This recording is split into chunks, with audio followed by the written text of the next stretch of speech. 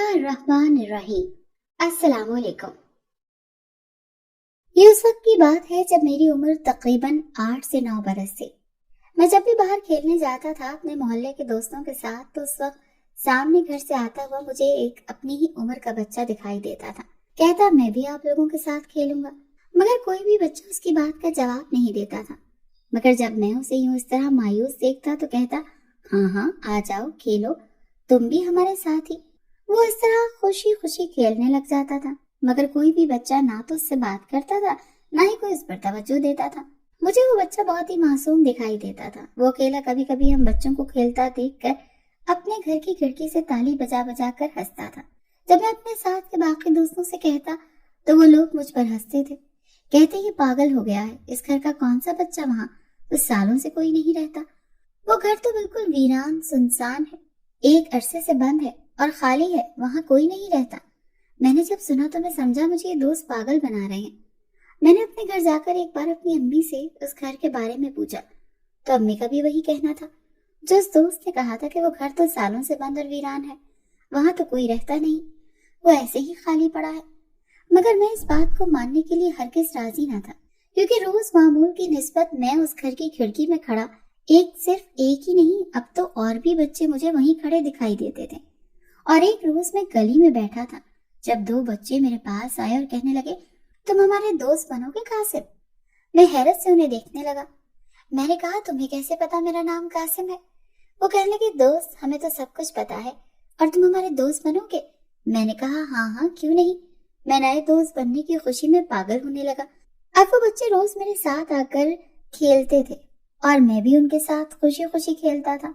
हम लोग खूब मजे करने लगे थे। फिर एक रोज मैं उन दोस्तों के साथ बैठा हुआ था, तब अचानक एक ने कहा, दोस्त तुम हमारे साथ हमारे घर चलो, हमें तुम्हें अपने घर वालों से मिलवाना है, और देखना तुम्हें भी उनसे मिलकर बहुत खुशी होगी। मैंने कहा, हाँ चलो ठीक है। दिल में सोचा, लोग कहते हैं इस घर में कोई नहीं रहता, आज देखता हूँ वाकई ऐसा है या ये बच्चे झूठ कह रहे हैं, या फिर लोग। मैं उन बच्चों के साथ उस घर में चला गया था और अंदर जाते ही मैंने देखा वो तो बहुत खूबसूरत घर था, जो बाहर से सुनसान वीरान दिखाई देता था, और यहाँ तो ऐसा लग रहा था जैसे लोगों का एक हुजूम लगा था। बहुत सारे लोग इस घर में मौजूद थे। इन बच्चों ने बताया कि उन लोगों में उनके माँ बाप, दादा दादी, भाई बहन और सारे खानदान के लोग हैं। मैंने फिर से उन्हें हैरानगी से देखते हुए कहा कि इतने सारे लोग, पूरा खानदान एक ही घर में कैसे रह सकते हैं? वो बच्चे मेरी बातें सुनकर हंस पड़े थे। कहने लगे, दोस्त हम इंसान नहीं, हम सब जिन्नात हैं, और कैसे तुम इंसानों की फैमिली होती है, ऐसे ही हमारा पूरा खानदान है और हम सब मिलकर एक ही जगह पर रहते हैं। मैंने जब ये सुना तो मैं डरने लगा और डरते डरते भाग निकला, लेकिन उन बच्चों ने मेरा हाथ पकड़ लिया। कहने लगे, किसी को मत बताना कि यहाँ हम जिन्नात रहते हैं, और अगर तुमने किसी को बताया तो हम तुम्हें मार देंगे। ये सुनकर मैं तो वहां से फौरन ही भाग निकला था, और घर आकर मैंने सारी बात डर के मारे अम्मी को बता दी, और सारे मोहल्ले में ये खबर भी फैला दी थी कि इस घर में जिन्नात रहते हैं, और इनसे मिलकर मैं खुद आया हूँ। लेकिन जिस दिन से ये बात पूरे मोहल्ले को पता चली थी, सारे लोग खौफ से थर थर कांपने लगे थे, और इस गली में सबने ही आना जाना बंद कर दिया था, और इस गली में रहने वाले तमाम लोग घर छोड़कर जाने लगे थे। सब जगह खौफ और डर का ही आलम था, मगर उस घर से आज तक किसी ने भी एक चिड़िया का बच्चा तक निकलते नहीं देखा था, और मैं उस घर में खुद जाकर सब कुछ अपनी आंखों से देख कर आया था। मगर मैं हैरत सता था कि ऐसा कैसे हो सकता है कि अगर वो लोग वाकई जिन्नात हैं तो उन लोगों ने मुझे कैसे जिंदा छोड़ दिया था, और वो मुझे ही क्यों अपना दोस्त बनाना चाहते थे?